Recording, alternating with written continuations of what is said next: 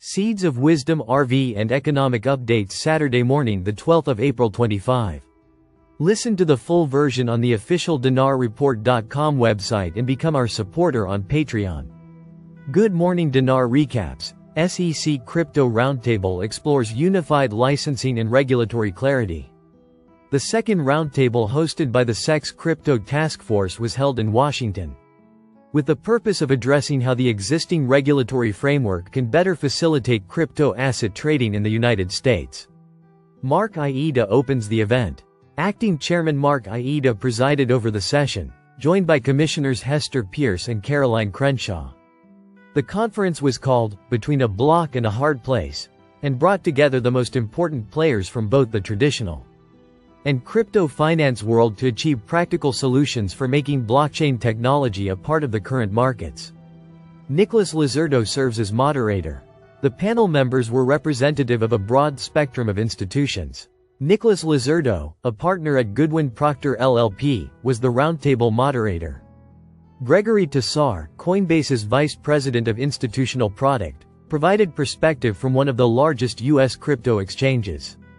Tyler Jellish emphasizes crypto broker registration. Tyler Jellish, president and CEO of Healthy Markets Association, made a strong point about crypto brokers registering with regulators so that there is transparency and improved oversight of the markets. He also made the point that brokers should know whom they are dealing with, instead of just encrypted information. John Herrick, New York Stock Exchange Chief Product Officer, discussed the effect of ETF approvals, indicating that they have simplified investor entry into digital assets through known and regulated pathways. He further noted that ETFs potentially enable traditional financial institutions to utilize digital assets in new ways, most notably as collateral. Dave Lauer supports transparency and fair markets. Richard Johnson, founder and CEO of Texture Capital, and Dave Lauer, co-founder of Irvin Finance and We the Investors, both commented on how markets might evolve to facilitate tokenized assets. Catherine Minerick gives a DeFi legal view. Chief Legal Officer of Uniswap Labs Catherine Minerick represented the DeFi industry and the ways decentralized platforms are structured differently than traditional exchanges. Christine Parler, Finance and Accounting Chair at UC Berkeley, offered academic perspectives on structural changes required to enable regulation to be more effective. Chelsea Pizzola, Associate General Counsel at Cumberland DRW, and Austin Reed, Falcon X Global Head of Revenue and Business, added their legal and institutional trading industry perspectives in the crypto sector.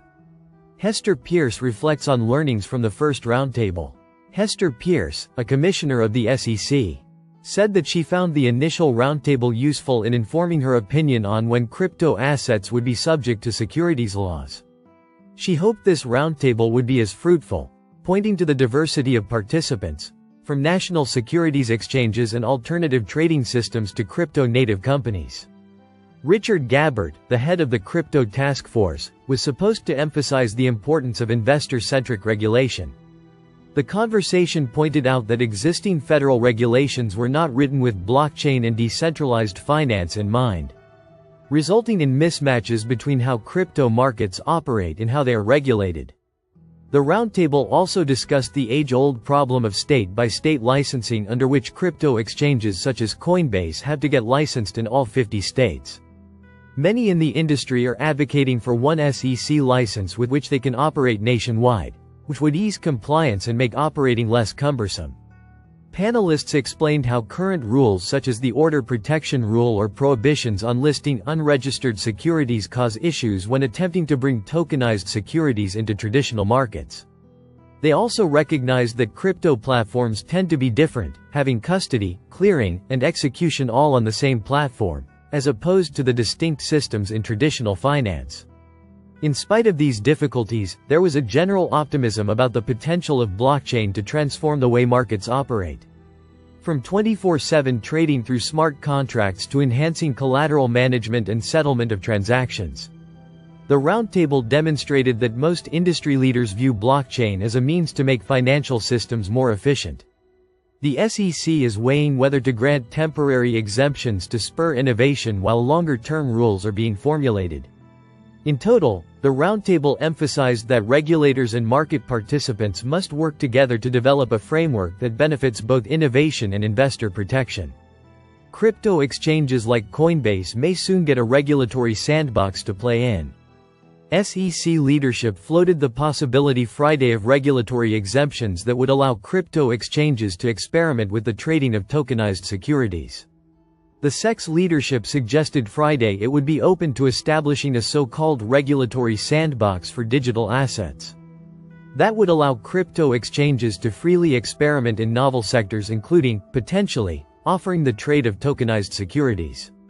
Tokenized securities are versions of traditional securities offerings, like stocks and bonds, that are issued as fungible assets on blockchain networks. In remarks preceding the agency's second-ever Digital Assets Roundtable on Friday, this one focused on crypto trading. Republican commissioners floated the idea of issuing exemptions that would soon allow crypto exchanges like Coinbase to dabble in offering tokenized securities alongside crypto products.